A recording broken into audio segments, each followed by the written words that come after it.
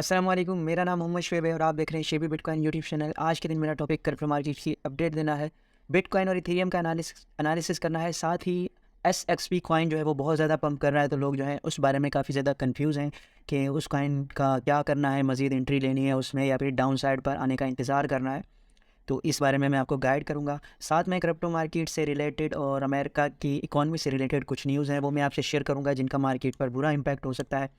सबसे पहले बिटकॉइन की बात करते हैं। बिटकॉइन का 1 आवर का टाइम फ्रेम मैंने ओपन किया हुआ है और यहाँ पर जो है प्रीवियस डेज़ में मैंने जब आपको अपडेट दी थी तो मैंने आपको बताया था कि ये वाला जो एरिया है यहाँ पर जो है इसकी एक सपोर्ट है। तो यहाँ पर अगर बिटकॉइन आता है तो आप यहाँ पर एक लॉन्ग की ट्रेड ले सकते हैं और उसमें थोड़ा बहुत प्रॉफिट जो है वो अपना जनरेट कर सकते हैं। लेकिन आपने जो है इस चीज़ का लाजमी ध्यान रखना है क्योंकि मार्केट की कंडीशन जो है वो कुछ अच्छी नहीं है। तो आपने जो है इसमें फ़ौरन से जो है अपना प्रॉफिट बनाकर बाहर निकलना है। यहाँ पर इस वीक से नीचे आप स्टॉप लॉस लगा सकते हैं और यहाँ अप साइड पर आप इस एरिया को टारगेट कर सकते हैं। यहाँ पर मैं आपको ये इसका मार्क भी कर देता हूँ। यहाँ पर इस एरिया को जो है आप टारगेट कर सकते हैं और इस एरिया पर प्रॉफिट बनाकर जो है इससे बाहर आ सकते हैं।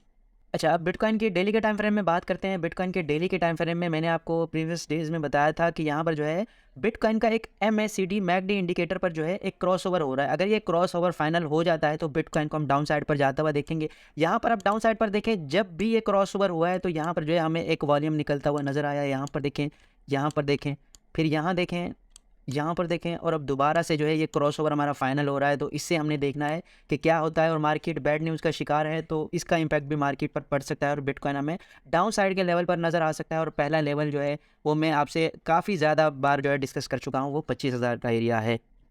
अच्छा, उसके अलावा बिटकॉइन की 3 डे के चार्ट में बात करें तो यहाँ पर आपको बिल्कुल क्लियर पोजीशन नज़र आ रही है कि यहाँ पर जो है देखें स्ट्रॉन्ग एक हमारे पास सपोर्ट का काम किया था इसने और बहुत ज़्यादा दिन यहाँ पर जो है बिटकॉइन ने कंसोलिडेशन की थी। उसके बाद जो है डाउन साइड पर जो है आ गया था और फिर दोबारा हमने ये वाले एरिया बहुत ज़्यादा दिन तक देखा। अब दोबारा से बिटकॉइन जो है यहाँ पर स्ट्रक है। तो होता क्या है कि अमूमन जो है फ़ौरन से जो है यहाँ पर जो है ब्रेकआउट नहीं होता। बिटकॉइन ने यहाँ पर कंसोलिडेशन की, उसके बाद थोड़ा सा डाउन साइड पर जाएगा, यहाँ अपने प्रीवियस लेवल को रिटेस्ट करेगा और उसके बाद जो है यहाँ पर जो है दोबारा से रिटेस्ट नहीं करेगा और दोबारा से इसका जो है ब्रेकआउट जो है वो पॉसिबल हो सकता है। यहाँ बिटकॉइन की 4 आवर के टाइम फ्रेम में बात करें तो 4 आवर के टाइम फ्रेम में ये मैंने एक इंडिकेटर लगाया है जो कि एक्सपोनेंशियल मूविंग एवरेजेस का है और इससे एक अपने क्रॉस ओवर पर जो है सिग्नल करता है। तो यहाँ पर इसने देखिए यहाँ क्रॉस ओवर किया तो अप साइड पर पंप दिया, यहाँ क्रॉस ओवर किया तो डाउन साइड पर पंप दिया।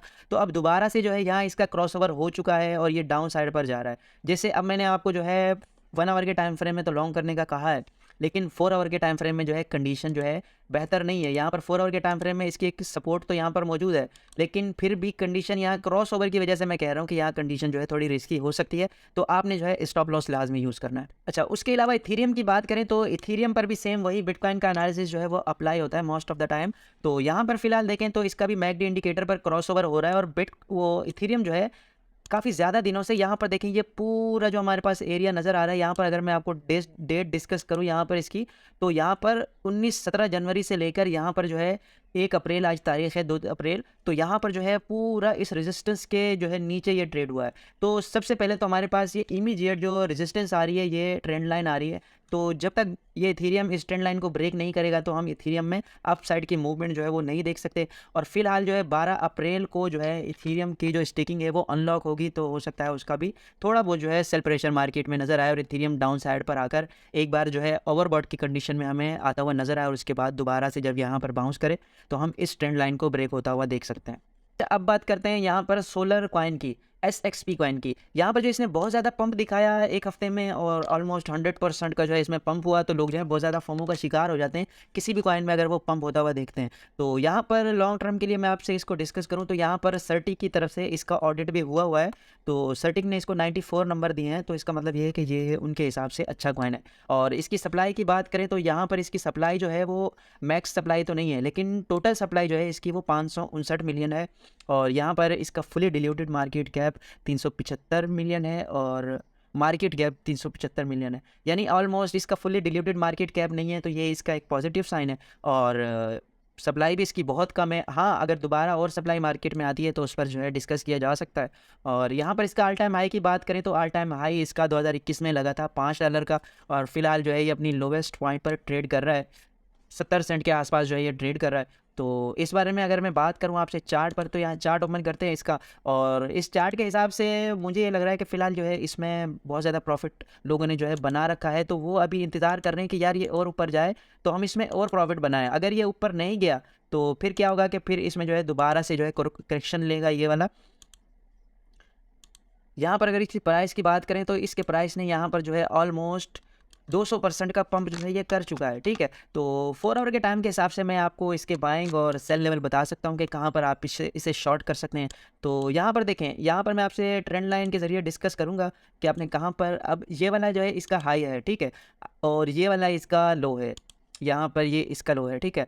अब इन 2 लेवल को आपने देखना है, अगर आपको नज़र आता है इस लेवल को ब्रेक करता हुआ तो आप इसमें जो है बाइंग कर सकते हैं शॉर्ट टर्म के लिए। लॉन्ग टर्म के लिए मैं फ़िलहाल आपको रिकमेंड इसलिए नहीं कर रहा क्योंकि बहुत ज़्यादा पंप हुआ है, तो इसमें भी प्रॉफिट टेकिंग होगी। तो आप यहाँ से जो है ऊपर जाता है तो फिर आप इसमें जो है एंट्री ले सकते हैं बाइंग की, और अगर यहाँ पर जाता है डाउन साइड पर तो फिर इसका ये वाला जो लो है ये ब्रेक हो जाएगा और फिर हम इसको डाउन साइड पर जो है जाता हुआ देखेंगे, और ये दोबारा से अपने पहला जो ये लेवल है इसका पहला सपोर्ट ये वाला होगा।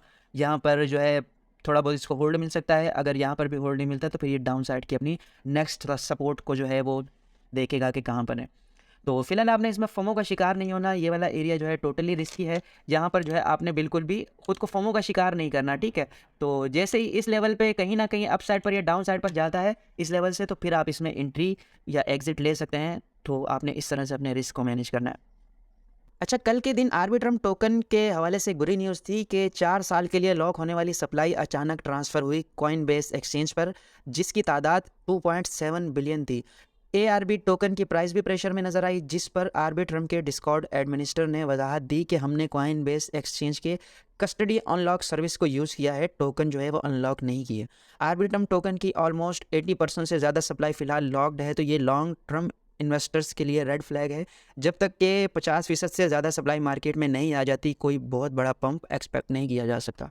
इंडिया ने पिछले दिनों क्रिप्टो मार्केट के हवाले से अपने रेगुलेटरी सिस्टम को बहुत टाइट किया था, लेकिन अब इंडियन इन्वेस्टर्स के लिए एक ठंडी हवा का झोंका ये है कि इंडिया ने पिछले दिनों क्रिप्टो मार्केट पर लगाए गए 30% टैक्स को 3% कर दिया है, जो कि इंडिया में क्रिप्टो मार्केट के ग्रो होने का बायस बन सकता है।